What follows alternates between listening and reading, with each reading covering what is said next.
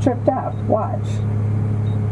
Were you aware of and did you personally approve the prison transfer for Ghislaine Maxwell that your Justice Department? I didn't know about it at all. No, I read about it just like you did. And do you believe that she is? It's not a very uncommon thing. It's certainly possible, but it's hard to believe given how closely this DOJ has been working with this White House and how many tabs people are being kept on activities that are happening related to this investigation. It would be a little hard to see Ghislaine Maxwell